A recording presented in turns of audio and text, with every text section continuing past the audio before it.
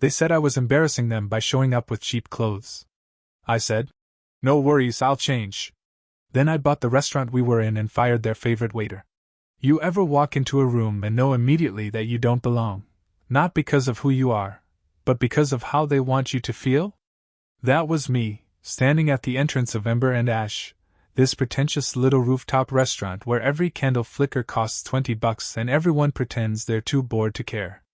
It was my girlfriend Rachel's idea. "Come meet my friends," she'd said, tossing it out like an afterthought while fixing her lipstick. "Wear something nice." I thought I had. Navy polo, clean jeans, leather loafers. Not designer, but nothing anyone could call sloppy. I liked comfort and I wore it well. But apparently, comfort doesn't fly when you're surrounded by people who judge you based on the logo stitched above your heart. Rachel spotted me from across the table and waved, except it wasn't a real wave. More like a casual flick of the fingers, like she was swatting away a bug she might have once loved.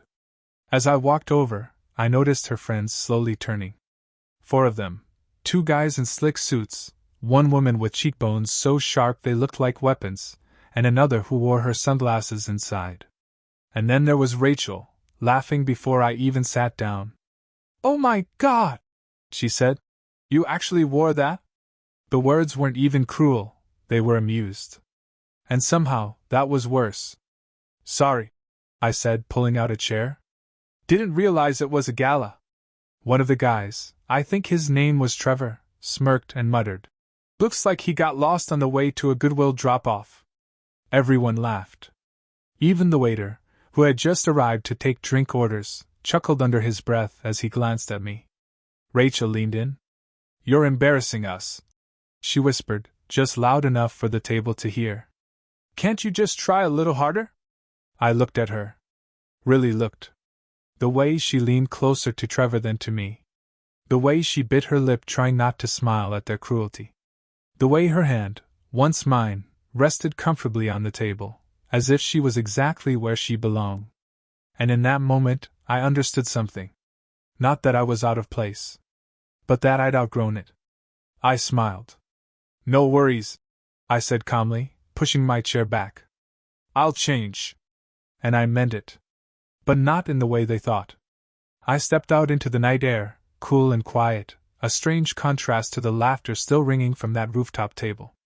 The city skyline stretched out like a glittering mural, but all I saw were faces, hers, theirs, smirking behind menus, behind martinis, behind masks.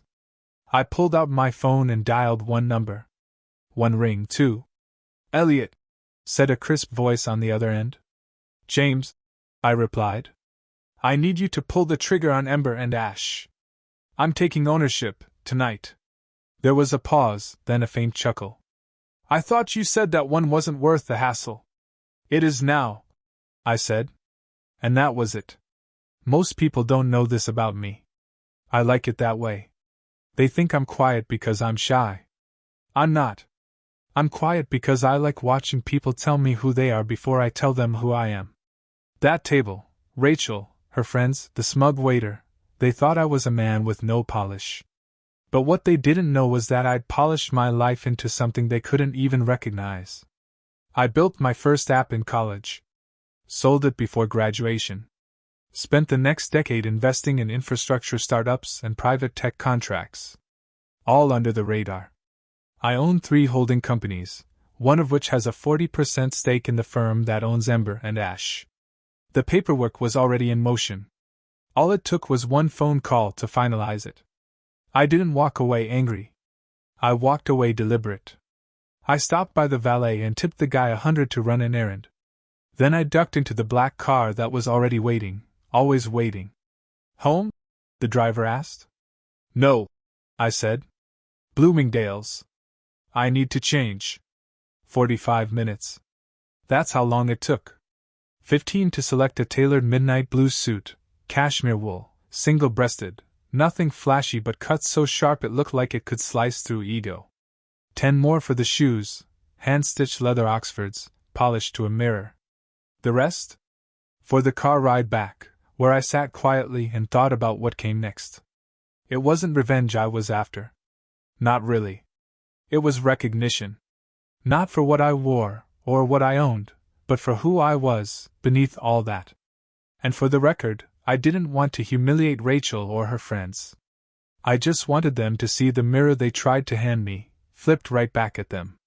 When I stepped back into ember and ash, the hostess didn't recognize me. "Reservation?" she asked, eyes flicking from the cufflinks to my wristwatch. "No," I said, smiling. "But I own the place now." She blinked, hesitated, then quickly stammered. I'm sorry, sir, right this way." Up the elevator, into the glow of the rooftop once more. Same flickering candles. Same curated laughter. Rachel's back was to me. She was sipping from a wine glass and laughing at something Trevor said, probably another joke at my expense. I walked straight to the table. Rachel turned first. Her smile froze mid-laugh, then slid away completely. Trevor's brows furrowed. Well? You clean up fast." I straightened my jacket. "I said I'd change," I replied. And then I dropped it, soft and deliberate. "I also bought the restaurant." They blinked. No one moved. "Excuse me?"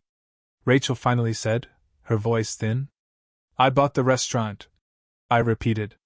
"Effective as of 20 minutes ago. I own this place. All of it." The waiter, their waiter, the same one who laughed with them earlier, appeared at the edge of the table just in time to hear that last line. Perfect. I turned to him. "Hey, Tom, right?" He straightened. Yes, sir." "You're fired." Gasps. Real ones.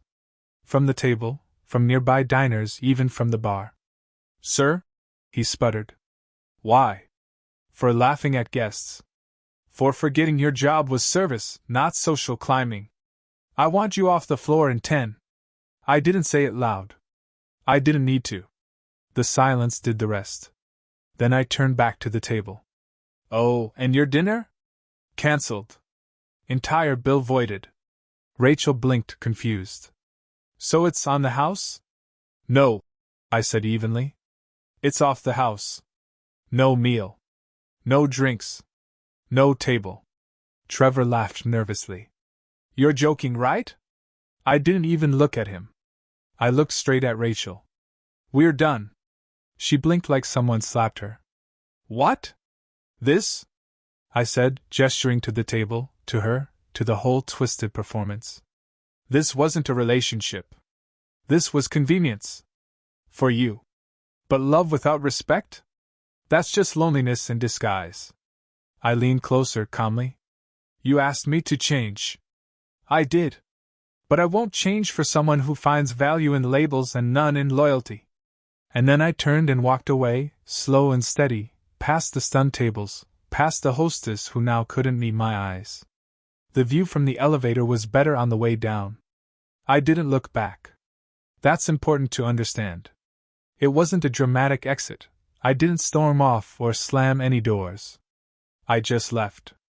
Calm, collected, the way you walk away from a fire you didn't start but refused to let burn you. Outside, the air felt cooler, fresher.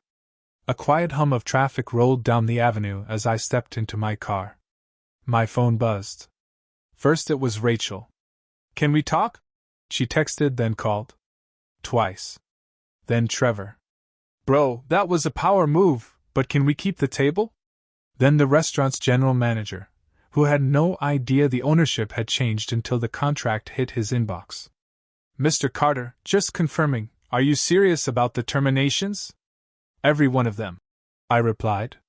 Because Tom the waiter wasn't the only one. The manager who watched and did nothing? Gone by morning. The front of house staff who snickered while I walked in the first time? Reshuffled. Culture is a top-down thing. And I wasn't about to let the top rot. I drove home in silence, the city slipping past the windows like a film I'd already seen too many times. When I got to my place, a condo tucked behind an unmarked gate in the hills, I kicked off my shoes, poured a glass of scotch, and sat on the balcony. Then I opened the last message from Rachel. "You really hurt me tonight." That was it. No apology.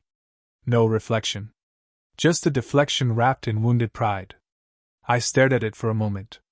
then typed back. You embarrassed yourself. I just gave you the stage. Blocked. Done. Because closure doesn't always come with a door slammed shut. Sometimes it comes with a lock quietly turned from the inside. I expected the headlines. Didn't expect them to come so fast.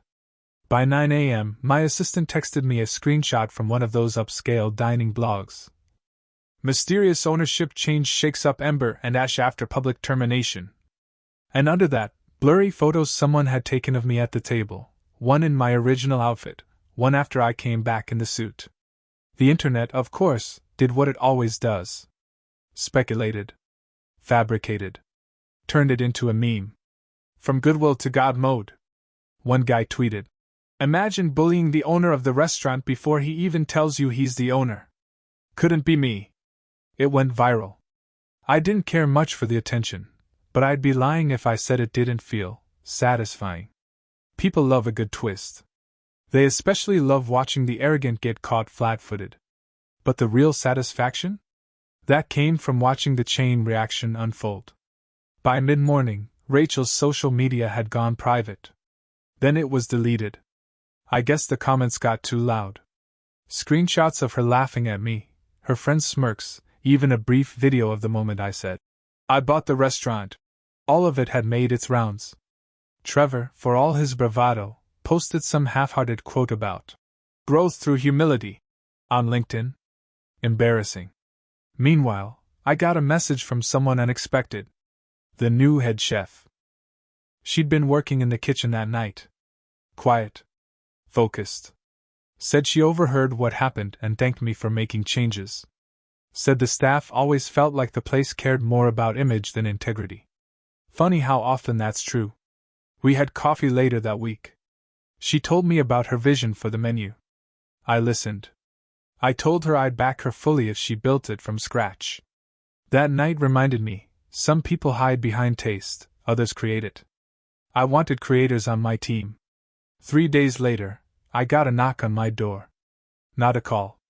Not a message. A knock. I opened it to find Rachel standing there in oversized sunglasses, her hair tied up like she'd rushed out the door without much of a plan. She was holding a paper bag, the kind you get from a trendy juice place. For a second, we just stared at each other. "I didn't come to fight," she said. "I didn't assume you came to win," I replied.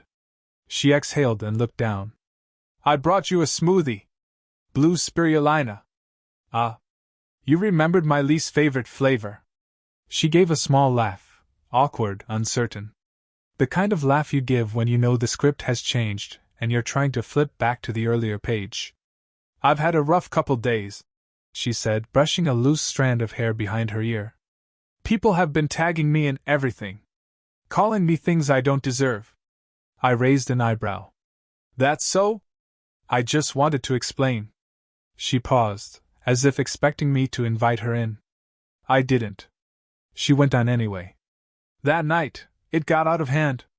I didn't mean to laugh at you. It was just, you surprised me. And Trevor, he has that kind of humor that makes people go along with it. I guess I got swept up." I leaned against the doorframe. "That's your explanation?" Her eyes darted, trying to read me. "I thought you'd be impressed." I blinked. "By what?" She hesitated. "That I dated a guy who turned out to own the restaurant. That you were able to flip the whole room in an instant." She smiled, as if that was the moment she expected me to say something soft. Maybe invite her in, start again.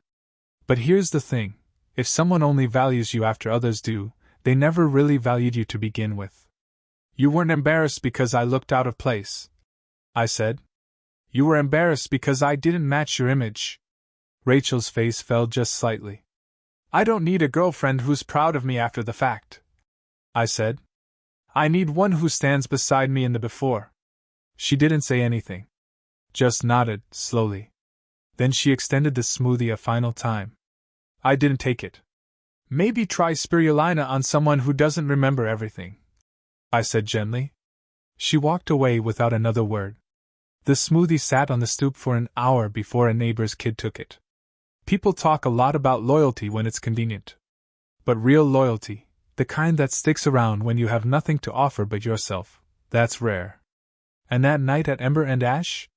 It didn't reveal anything new about Rachel or her friends. It just made the truth louder. They never asked about what I'd been building. Never asked where I went each morning, why I never posted pictures of my car, my house, my life. They liked their lives loud. I liked mine earned.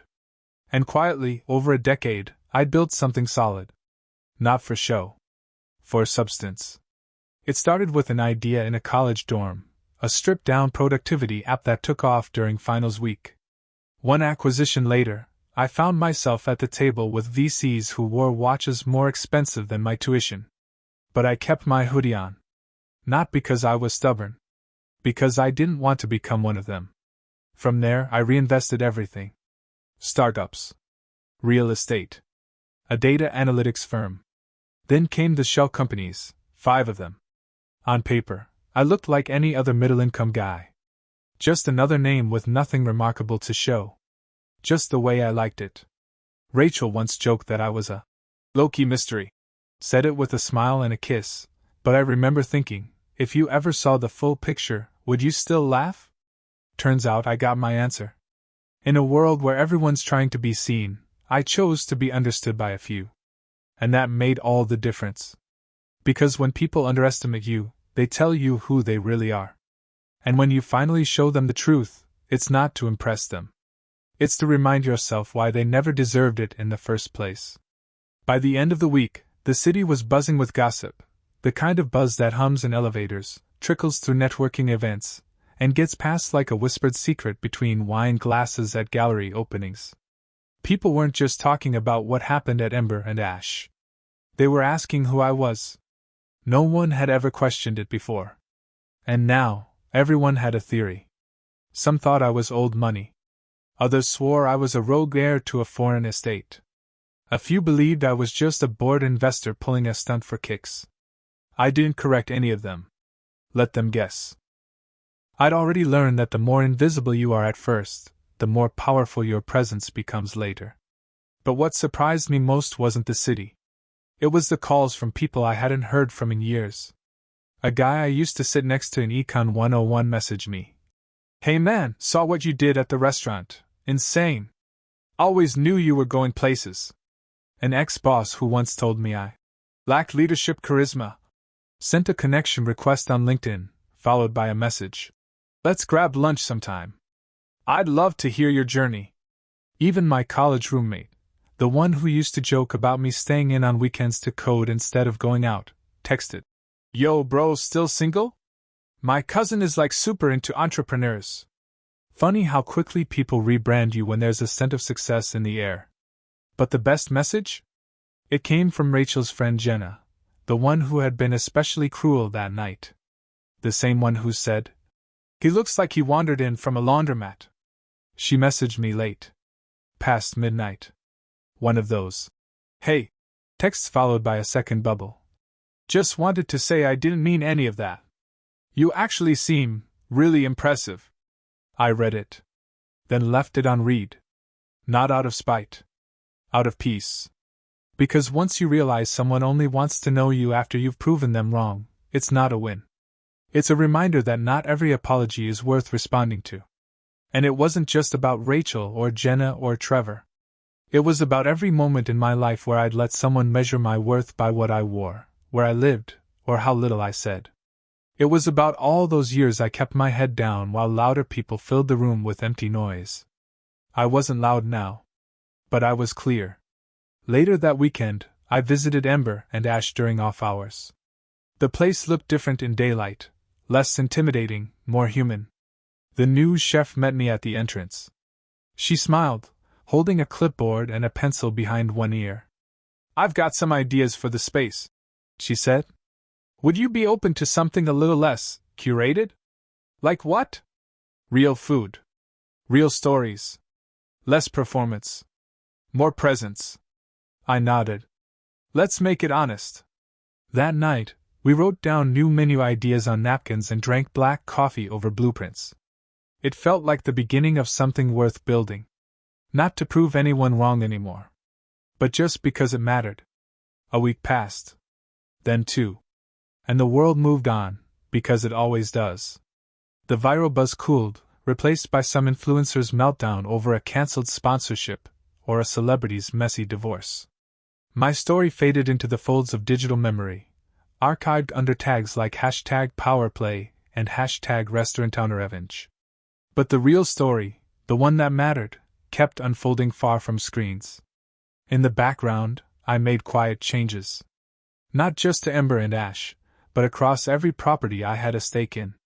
I started sitting down with employees, dishwashers, bartenders, back-of-house staff, and asking questions no owner ever bothered to ask. How long have you been here? What do you like about the job? What do you hate? Some were cautious at first. Others looked stunned that I even noticed them. But once they realized I was listening, really listening, they opened up. And what they told me? It wasn't shocking. They just wanted to be seen.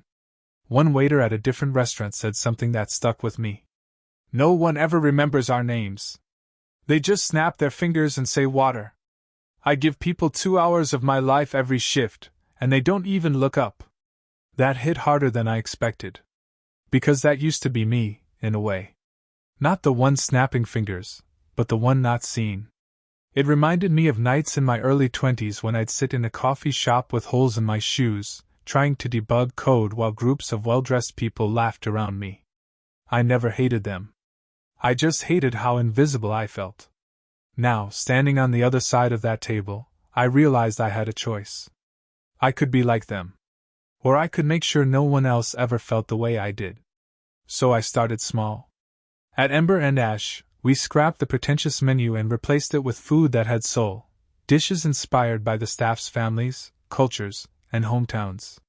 We put bios on the back of the menus, not of the chef or the investor, but of the people who served the tables. Each week, one staff member picked the Sunday feature dish and told the story behind it. One week it was lamb curry from Priya, whose grandmother used to cook it in a tiny kitchen in Jaipur. Another time it was a New Orleans gumbo recipe from James, the new line cook who'd never gotten credit before. And you know what? The tables started to change. People asked questions.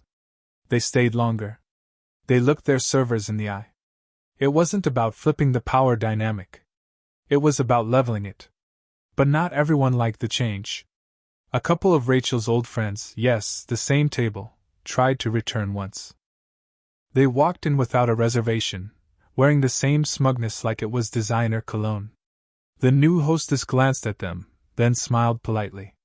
I'm sorry, she said. We're fully booked. They looked around. Half the tables were empty. I see plenty of space, one of them said. She didn't flinch. Yes. But we're booked. They left without a word, confused and indignant. They never even knew I was watching from the balcony above. I didn't feel smug. I felt complete. Because the truth is, revenge wears off quickly. But restoration? That sticks. That night, after everyone left, I locked the front door myself. Walked through the restaurant alone, ran my hand along the bar, turned off each light slowly. It was quiet. Still. And in that quiet, I thought about how far I'd come. From the kid who got second looks for wearing off-brand sneakers, to the man who could buy the room, and choose to leave it better than he found it. There are 1,000 ways to show power. But maybe the best way is to show restraint.